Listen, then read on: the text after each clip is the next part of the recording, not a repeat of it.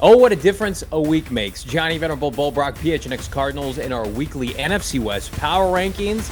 And Arizona Cardinals fall, of course, on Sunday to San Francisco. And let's start at the bottom of the barrel, Bullbrock. We're going to do reverse order this week and start with our sweet baby Cardinals, who come in at fourth at 2-1.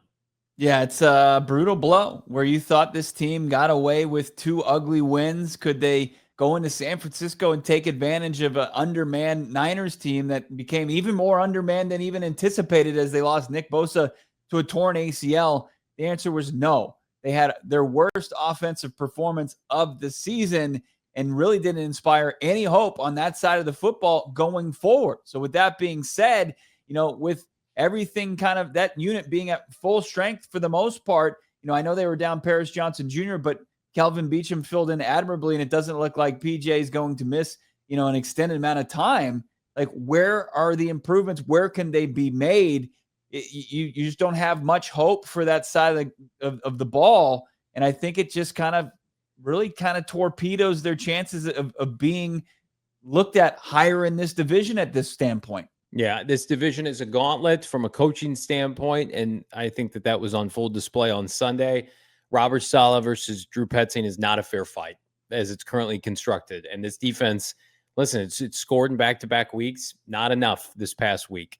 I mean, the Cardinals, it's an inexplicable loss, and we'll see if it has carryover to this Thursday night's matchup. But, I mean, we've hit the nail on the head with Drew Petzing for the better part of a month now, and now it's just we're very much coming to terms with I'm exhausted by the conversation around personnel, schematics, coaching, whatever.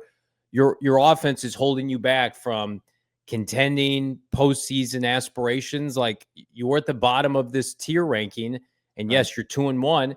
You beat the Saints and the Panthers, and those games came down to the final play. That's unacceptable. So the good news is it can change week to week, and it could very well do that for the San Francisco 49ers. They come in at third, and as much respect as I have for the job that they did, and they're 3-0, and that's very commendable. I think they would be, in hindsight, an underdog to both Seattle and the LA Rams. And I think you look no further, Bo, than just the talent discrepancy, given the fact they've lost so many players. And again, not their fault, but it's the reality of the situation. Yeah, they're the knight from Monty Python, where they just keeps losing limbs, but stays in the fight. And as you said, as admirable as it gets, a tip of the cap to the coaching staff, the players on the field, being able to kind of get them to this point.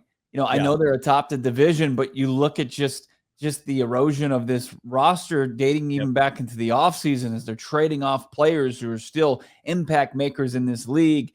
And then they're also suffering all these catastrophic injuries.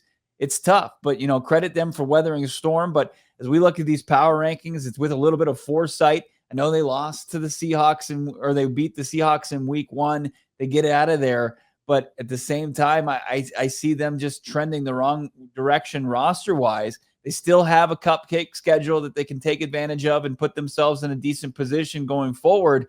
But I don't see them hanging with the kind of heavyweights right now, this division.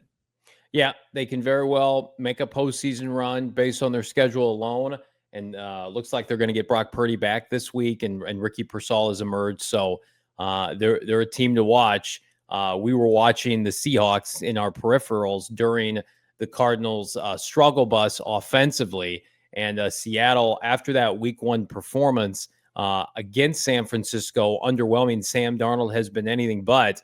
Seahawk offense, which rolls into Glendale on Thursday, they come in at number 2 on our power rankings. And listen, Mike McDonald, I know he took over a much more stable organization, but when you're talking about comparison, defensive head coach, he won 10 games last year. Looks like he's got Seattle on the right path this year. I also think, Bo, like, with Darnold looking good and Geno Smith not looking good right now, like, you have to look at that as a coup for them.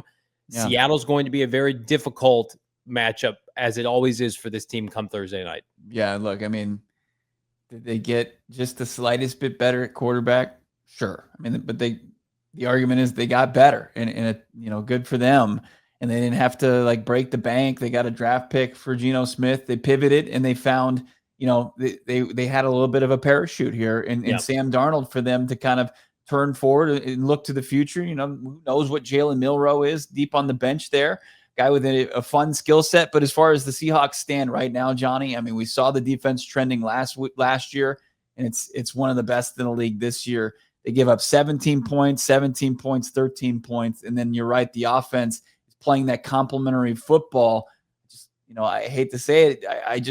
This is the way you need to trend as an organization in the NFL. And especially when you look at where they are when they did this like rebuild, but still were winning football games. And in the thick of things, they're showing, how it's done. And it sucks to say that because, one of the top Seahawk haters out there, but they are in a really solid place roster wise. And as far as which direction they're going in all facets, all phases of playing football.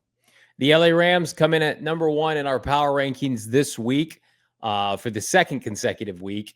They, personnel-wise, I thought they stacked up nicely with Philadelphia. Yeah. Philly got the beneficiary of multiple calls, and the Rams let that one slip away. But again, like the Rams' offense is on a completely different level, I think, than any team in the NFC West. We know how good their defensive front can be.